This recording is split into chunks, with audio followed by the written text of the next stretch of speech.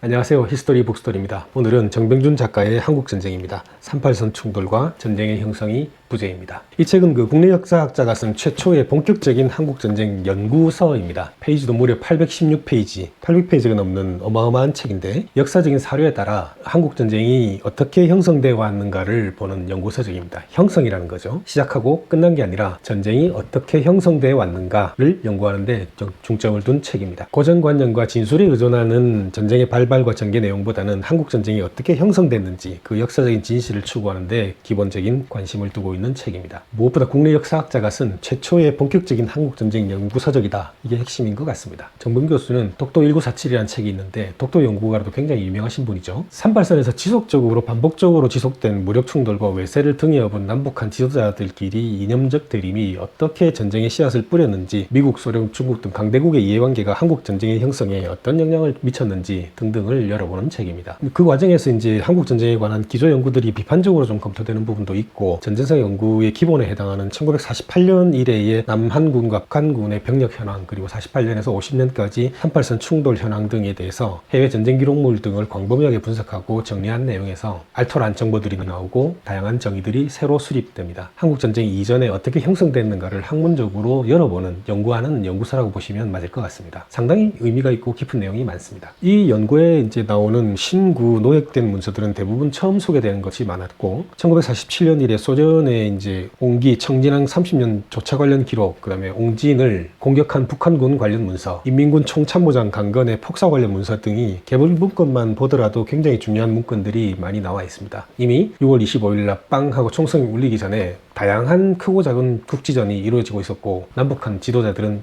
정치적으로 이용하고 있었다는 거죠. 여튼 책의 관심사는 1949년에서 50년 시기의 38선 충돌이 전쟁의 형성에 가장 큰 영향을 준 핵심적인 관심사로 등장을 합니다. 남북공이 병력 증강, 무장 강화, 무력 통일 등을 서로 북진과 남진을 외치면서 으르렁대면서 크고 작은 무력 충돌이 있었다는 것이죠. 그 크고 작은 무력 충돌 과정과 결과로서 한국전쟁을 객관적으로 바라본다. 이게 핵심입니다. 말이 뺑글뺑글 돌고 있는 것 같네요. 그래서 저자는 38선생이 벌어진 남북 간의 군사 충돌 조금 더 미시적으로 접근하면 1949년에 군사적인 충돌이 만들어 놓은 세계를 분석합니다. 이 책은 1950년에 축소판과 같았던 1949년의 38선 충돌 과정을 세밀하게 분석함으로써 한국전쟁의 형성 과정을 역추적해냅니다.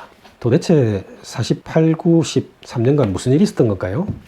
과연 전쟁은 1950년 6월 25일 날 새벽에 일어난 것이 진실인가? 그리고 구술과 감정적인 전쟁사에 대한 폭넓은 자료를 기반으로 객관적인 역사주의 시각을 가지고 사료에 입각한 진실을 파헤치고 복원해서 기존의 통설의 오류에 일침을 가하는 등 연구방법론적인 측면에서 혁명적인 진보를 이끌어낸 책입니다. 역사가 늘 얘기하지만 전 세계의 역사가들이, 그리고 역사 비평가들이 얘기하죠. 사료에 기반하지 않은 역사는 역사가 아니다. 그 사료의 진실성도 물론 캐봐야 되겠지만 편인의 역사를 가지고 전체 역사라고 얘기할 수 없듯이, 심지어는 편인의 역사도 없고 구술적이고 감정적인 개인의 의지만으로 전쟁을 바라본 것은 잘못된 것이다 라는 것은 역사 연구에서 이미 다 검증된 내용이지 않습니까? 사실적 사료에 기반한 역사가 더 중요하다라는 것을 웅변하는 책입니다. 저자 정병준 작가는 서울대에서 이제 국사학과를 전공을 하고, 동대학원에서 이제 해방 이후 좌우 합작운동을 주제로 석사학위를, 우남 이승만에 대한 연구로 박사학위를 받은 분이죠. 서울대, 한국외대, 방송대, 조선대, 이대 등에서 이제 강의를 하고 있던 분이고, 1993년에서 2002년까지 이제 국사편찬위원회 근무하면서 50여 권의 이제 한국 현대사와 관련된 자료집을 기획하고 해제하고 간행했던 분입니다. 정통파 역사학자죠. 2001년에 미국 국립문서관리청에 파견돼가지고 백범 김구 선생의 암살범 안두희가 백이사 및 미국 방첩대 요원임을 밝혀주는 문서를 발굴한 걸로 유명하신 분입니다. 2005년에는 독도가 한국령으로 표시된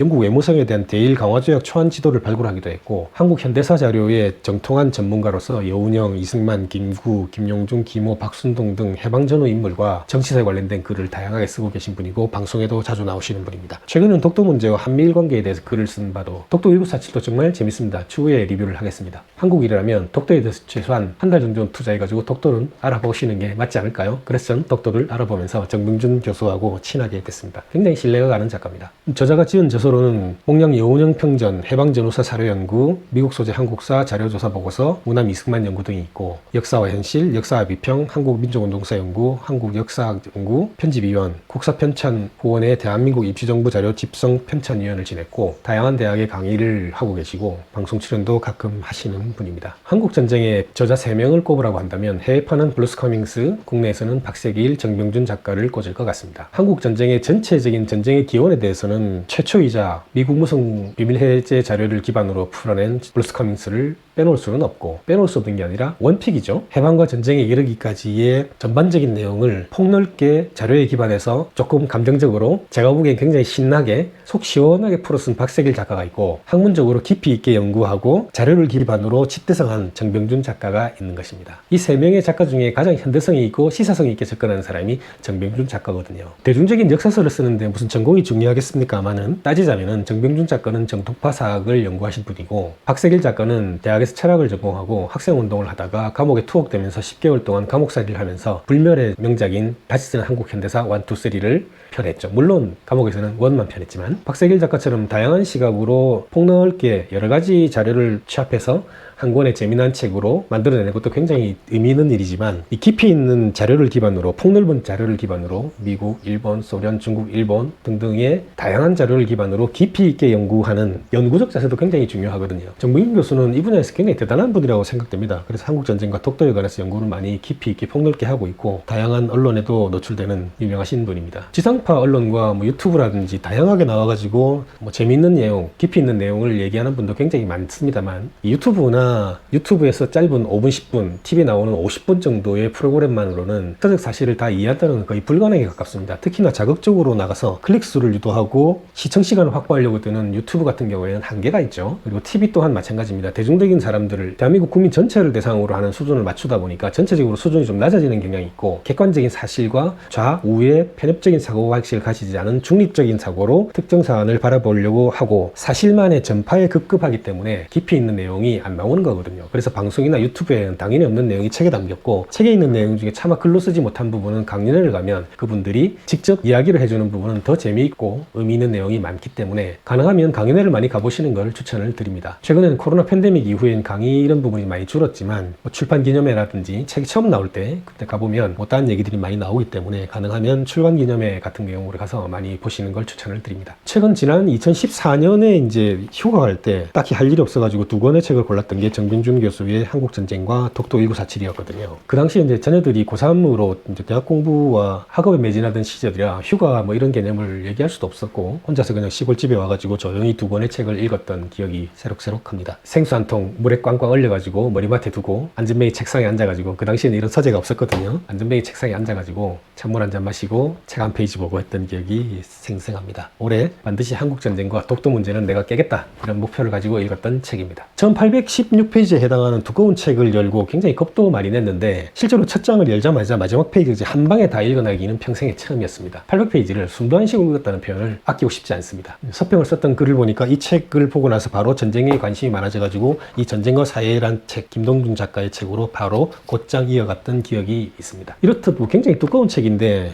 쉽지 않게 쉬엄쉬엄 팍팍 읽어나갈 수 있었던 것은 저자의 배려 덕분인 것 같습니다. 한국전쟁과 관련된 방대한 자료들을 분석하고 그냥 쌓아놓기만 한 책이 아니라, 분석하고 집적해서 정리해서 차근차근 풀어내면서 독자가 읽기 쉽게 풀어서 끝까지 갈 수 있었던 동력이 생겼던 것 같습니다. 저도 책이 그렇게 맹렬한 마니아도 아니고 연구하거나 학자도 아니기 때문에 한 개 읽게 취미로 역사서를 보는 사람들의 시각에 맞게 만들어진 책입니다. 두려워하지 마시고 한번 접근해 볼 수 있는 가치가 있는 책입니다. 여튼 그렇게 적지 않은 자료를 바탕으로 한 방향으로 38선상의 충돌이 한국 전쟁의 형성에 어떤 영향을 줬는지라는 것을 찬찬히 열어봅니다. 대부분의 전쟁사가 전쟁의 발발, 전개, 승패, 종전으로 이끌어가는 것만 다루는데, 어느 날 갑자기 빵 하고 뒤통수를 맞은 1950년 6월 25일 새벽 4시에 이 책을 보면 4시가 맞아 보이긴 합니다. 소련제 땅크를 몰고 서울에 침공한다 이렇게 비슷하게 끝나는 책들이 대부분이다만, 한국 전쟁사는 모든 이런 패턴으로 시작하고 끝을 맺는데, 병자호란도 마찬가지고 임진왜란도 마찬가지입니다. 병자호란도 임진왜란도, 병자호란 전, 임진왜란 전을 좀 캐볼 예정이고 많이 캐봤습니다. 그 책은 한국 전쟁이 끝나면 뒤에 이어서 리뷰를 하도록 하겠습니다. 병자호란, 임진왜란 관련된 책도 연구를 깊이 한 사람도 많고 내용이 아주 좋은 책들도 꽤 있습니다. 전쟁이 끝난 지 이미 72년을 넘어가고 있습니다. 전쟁을 비롯한 전후 근현대사의 정확한 분석, 다양한 시각이 나올 때도 됐는데, 언젠가부터 좀 다양하게 분석하려면 빨갱이로 몰아붙이는 분류 코드가 적용이 돼가지고 불원서적으로 분류되기도 하고, 최근에 종북 좌파라는 여론몰이가 좋은 글씨를 새겨버리기도 하는데, 힘으로 사상으로 이데올로기 심판을 해서 자신의 반대편에 누구를 세워서 적을 만들어야만 자신의 세계이 집결이 되고 훨씬 두들겨 패야만 시원하게 속이 풀리는 이 사회의 질환은 좀 심각하지 않나 라는 싶을 정도로 우려가 되고 있습니다. 건전한 토론과 철학적인 자격 사유를 기반으로 토론을 하는 배경을 안 만들어주면 오로지 자기 방어하기 위한 도구로 대중을 휘두르는 이 행위가 만연하는 건 한국 정치의 이 후진성을 개탄하고 싶습니다. 없습니다. 결론부터 얘기하면 전쟁으로 인한 상처를 너무 권력을 위한 이기적인 해석만으로 정치권에 사용하고 있는 건 잘못됐다라는 것입니다. 우려를 넘어서 심각하게 걱정을 하는 겁니다. 정치권과 사회가 이러하니 군대도 그렇고 학교도 그렇고 왕따 가혹행위를 일삼는 것과 심지어 초등학교에서도 여러 명이 다른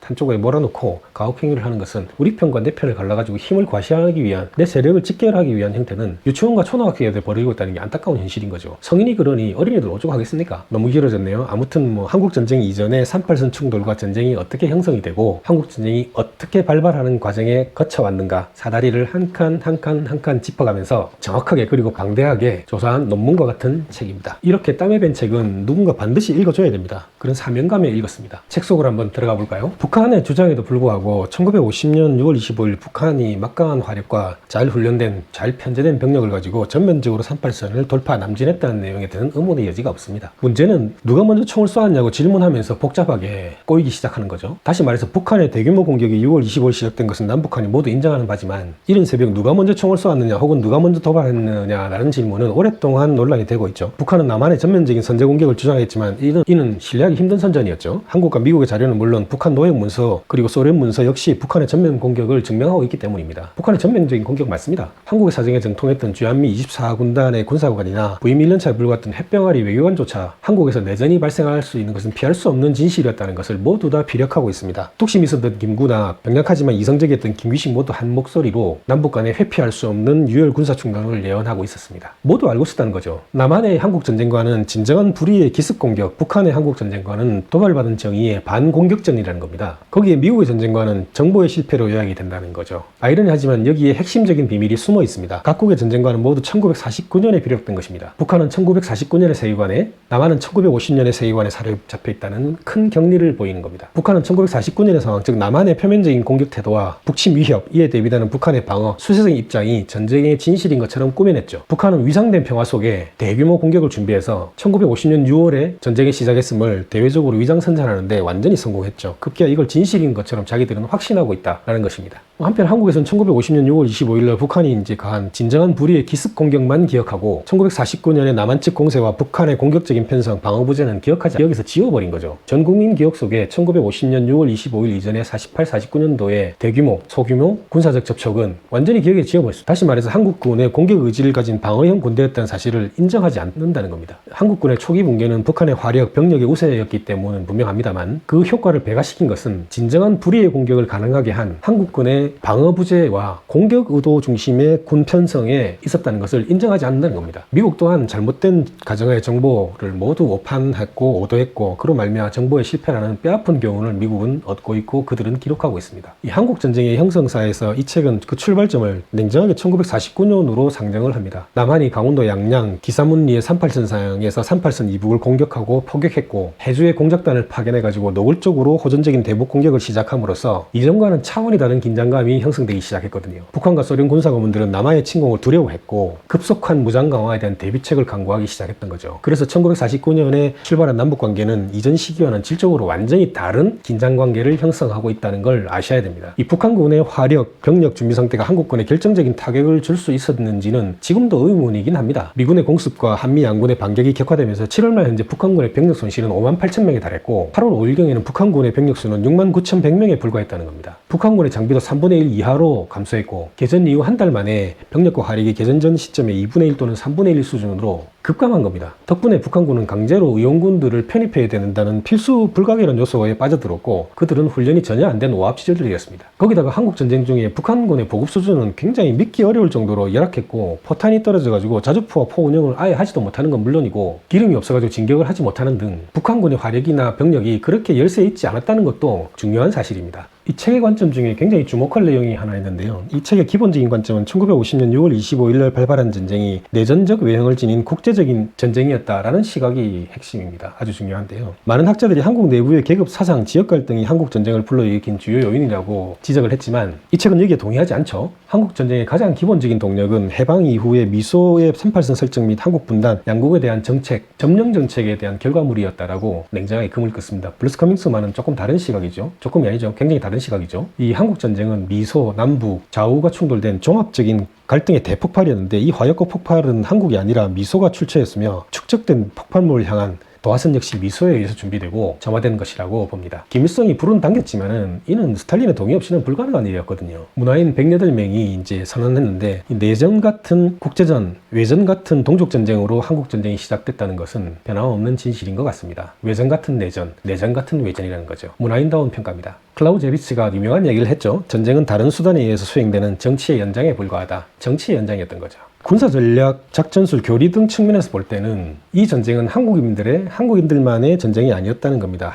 한반도에서 300만 명 이상의 한국인들이 피를 흘리며 싸웠지만 전장에서 맞붙은 건 소련과 미국, 중공의 군사전략이었고 한국인들은 미국과 소련이 수립한 군사교리, 관제, 교범, 훈련, 무기의 실현자였을 뿐이라는 겁니다. 안타깝죠? 안타깝지만 진실을 지적한 냉엄한 현실입니다. 남한과 북한의 모든 그 군사전략가들 또는 현장 지휘자들은 연대급 이상의 야전부대를 훈련해본 적도 없고 운영해본 적도 없는 대부분 30대였던 정규전이 아닌 빨치산 경험만 있던 사람들이라는 겁니다. 제대로 정규군 훈련을 받은 사람이 없다는 거죠. 하지만 미소, 중1은 세계대전을 치른 경험이 있던 사람들이기 때문에 무기와 전략과 교범과 기술을 가르쳐준 대리전쟁이었던 거죠. 이 미군의 군대 재배치 문제도 한국전쟁에서 이제 좀 지켜볼 부분이 많이 있는데 이 막대한 군정 요원들과 전문 요원들이 일본에 상주했는데 군정부대의 배치 우선순위는 남한은 일본에 뒤쳐졌었거든요. 그래서 군정 요원의 훈련 및 배치는 일본이 1순위였고 그런데 이제 9월 하순부터 일본에 대한 군정 실시가 불명확해지면서 이 필요가 없어진 수많은 군인들을 대부분의 군정 중대가 남한에 재배치되었다는 것도 주목할 필요가 있습니다.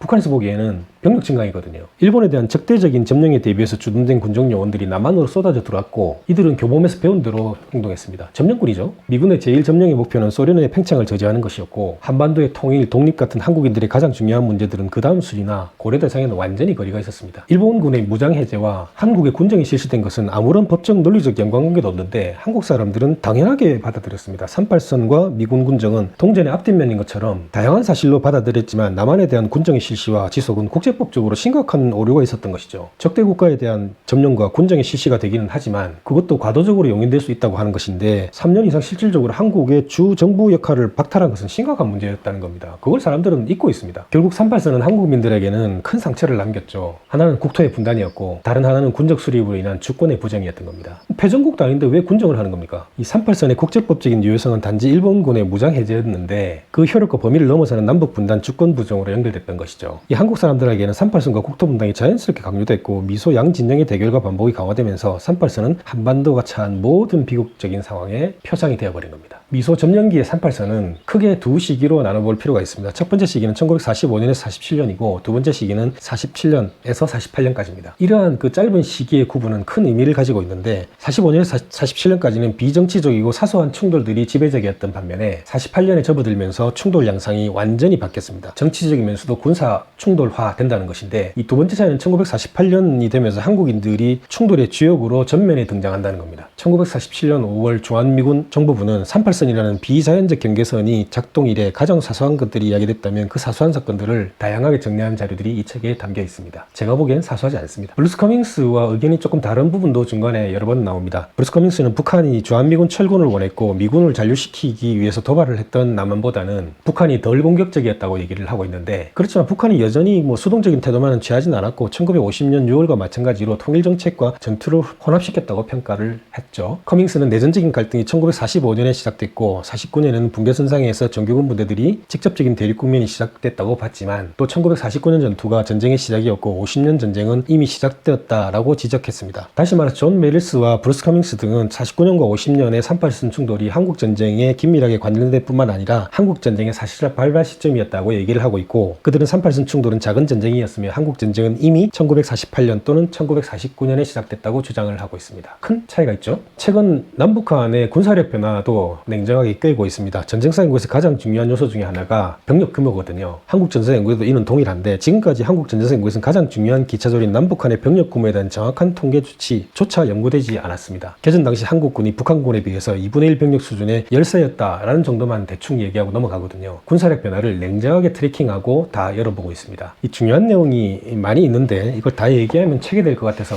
다 미처 말씀 못 드리지만 몇 가지 중요한 재미있는 내용, 의미 있는 내용만 설명을 드리겠습니다만 상당히 의미 있는 내용이 있죠. 그 내용을 말씀드리면 서울과 도쿄, 워싱턴에 있는 정보당국자들은 북한군의 군사력 강화와 병력의 무기 등이 38선에 전진 배치된 정보들을 몰랐던 게 아닙니다. 그 정보를 조합해서 판단을 해야 되는데 잘못된 가정과 논리에 빠져가지고 정보를 주관적으로 잘못 평가했다는 게 핵심이죠. 북한이 소련의 괴뢰이고 북한이 남한을 공격함으로써 소련이 미국을 향해 제3차 세계대전을 일으키려는 행위는 하지 못할 것이라는 거대 전제를 세움으로써 전쟁 징후를 나타내는 여러 중요한 정보들이 제대로 평가되지 않거나 주요 관심을 끌지 못했다는 것이고 일종의 자기 순환적 논리의 오류를 범하고 있었던 것도 핵심입니다. 미국이 잘못 판단하고 있었던 거죠. 남한도 마찬가지죠. 사실 트루만 행정부의 정보 판단, 즉 북한이 소련의 괴뢰고 유엔 미국이 감시 보호하는 남한에 대해서 소련이 무력 공격을 할 수 없다고 판단한 부분은 타당한 측면이 있기는 합니다. 하지만 전쟁의 결정은 미국의 판단과 상응하는 수준으로 정확하게 이루어졌고 노회한 스탈린은 개별 결정력이 책임자였고 북한군은 무기 군수품의 보급자였지만 개정과 함께 스스로 전쟁과 무관한 것처럼 위장을 했던 겁니다. 여기에 큰 함정이 있죠. 절대 스탈린은 앞에 나서지 않겠다고 했죠. 스탈린이 개전을 허가하는 요청에 김일성이 누누이 강조했는데 미국이 개입이 우려되고 소련의 책임 회피는 이런 측면에서 미국 정보장들의 허를 찌르는 대역습이었습니다. 뒤통수를 세게 맞았죠.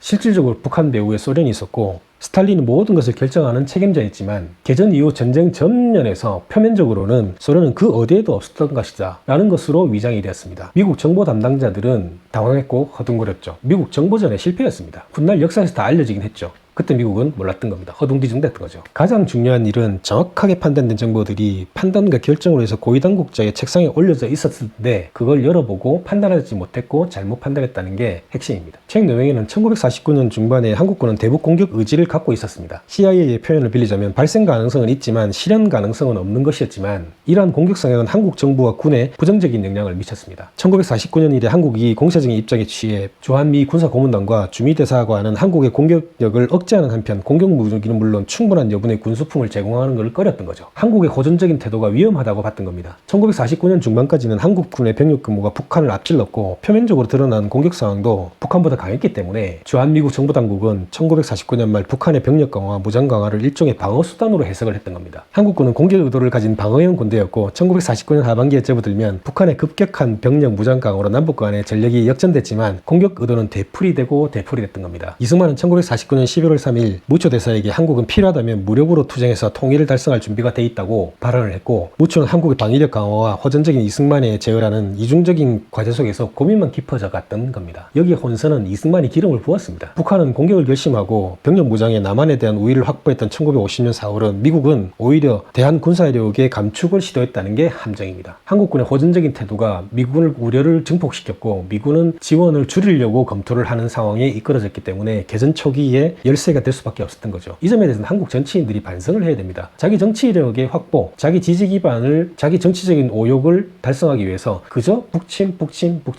통일만 외쳤던 책임을 져야 됩니다. 결론적으로 앞에서 말씀드린 것처럼 1949년 이래 이 한국군의 공격적인 태도는 1950년 진정한 불의의 기습 남침을 형성하는데 주요 배경을 형성했다는 겁니다. 한국군은 1949년 공세적 태도의 연장선상에서 1950년 6월 25일을 맞이했다는 겁니다. 우프고 슬픈 일입니다. 개전 이후의 역사는 여러 전쟁사들이 알려주는 내용이 많기 때문에 그 전쟁사에 맡기기로 하고 책을 마치면서 드리고 싶은 말씀은 역사를 바라보는 시간이 요즘 세간에 문제가 많이 되고 많이 개선되고 있는 상황이죠. 하지만 위안부를 부정하는 일본, 미국이 지구촌의 경찰관 노릇을 하는 게 좀 더 강화되는 느낌이 있고 오히려 지구촌의 주권 국가처럼 행동하려는 스탠스가 보이고 있고 지나간 시절을 그리워하는 러시아. 제가 보기엔 러시아는 이미 망해가고 있거든요. 동북아의 중원을 지배했다가 일본에 짓밟혀가지고 무릎이 까졌다가 지금 다시 일어나서 헤게모니를 잡으려고 드는 중국. 그 화려한 국제정세 속에서 처박혀가지고 문을 닫고 조부와 자식, 손자까지 해먹으려고 덤비는 북한이 있고 다양한 정세 속의 탄력적인 사고와 판단으로 세상을 바라봐도 먹고 살기 힘든 세상인데 안타까운 짓을 반복하고 있는 북한이 엄연히 우리 앞에 존재하고 있다는 사실도 인정을 해야 됩니다. 이렇게 놓고 보면 누구 하나 제대로 된 시각을 가진 나라가 없고 지도자들 중에 누구 한 명 제대로 된 사람도 없고 각자 자기 나라의 이권, 각자 지도자의 연장만, 수명 연장만을 목표로 하는데 혈안이 되어 있는 지금 이 상황에서 다시 패권주의가 부활할지도 모를 것 같은 이 국제정세의 흐름을 전쟁으로 몰아갈지도 모른다는 우려가 증폭되고 있고, 과거의 전쟁은 총과 칼로 했지만 핵전쟁의 위험도 엄연히 존재하고 있고, 핵이 쓰여지는 순간 같이 죽자는 것밖에 안 되기 때문에 현대전쟁은 좀 다른 양상을 보이고 있기도 합니다만, 달러와 위안 루블화가 유로화가 한판 대결을 벌일 것 같다는 지금으로 그 전쟁의 대안으로 핵 또는 국지전이 일어나지 않을까 우려가 됩니다. 1950년이 80년 만에 한반도에서 재현되지 않기를 간절히 바라는 사람 중에 한 명이긴 합니다. 세계적인 혹은 자국의 불황을 타개하려고 전쟁을 일으키려고 하는 미친놈이 나오지 않을까봐 두려움이 앞서고 있습니다. 심각하다고 봅니다. 제 개인적으로 볼 때는. 어쨌든 어떤 형태든지 전쟁은 비극을 낳을 수밖에 없고, 모든 전쟁은 승자가 없는 둘 다 패자의 길을 갈 수밖에 없다는 것은 여러 전쟁사를 통해서 이미 밝혀졌고, 특히나 영향력이 적은 군소국가에 해당되는, 물론 급속한 발전을 우리나라는 했고 북한은 어두운 세계에서 아직 못 나오고 있지만, 이 두 나라가 전쟁을 일으킨다는 것만으로 양쪽 다 망한다는 건 자명한 진실이고, 그 전쟁의 피해자들은 백성들이 고스란히 나눠 가져야 된다는 게 현실인 거죠. 그 전쟁의 위험성을 알려면 과거의 전쟁을 알아야 됩니다. 그래서 한국 전쟁에 대해서 한국 사람들은 모르고 있고, 한국 사람들은 한국 전쟁에 다 안다고 얘기하고 있지만 실제로는 한국 전쟁에 대해서 전혀 모르고 있거든요. 그래서 과거의 전쟁을 알아야 한반도에 다시 전쟁이 일어날 가능성이 없기 때문에 모든 나라의 우리나라 사람들은 한국 전쟁에 대해서 관심을 가져야 된다. 그런 차원에서 연구자적인 시각으로 한국 전쟁을 바라본 정병준 교수의 한국 전쟁, 부제가 38선 충돌과 전쟁의 형성. 이 책은 상당히 의미 있는 책입니다. 일독을 권해드립니다. 800페이지가 넘지만 문어체로 썼기 때문에 시원하게 읽을 수 있는 동력이 있는 그런 책입니다. 이번 여름 한번 시도해 보시죠. 정병준 작가의 한국 전쟁 리뷰를 마칩니다. 히스토리 북스토리 조통이었습니다. 감사합니다.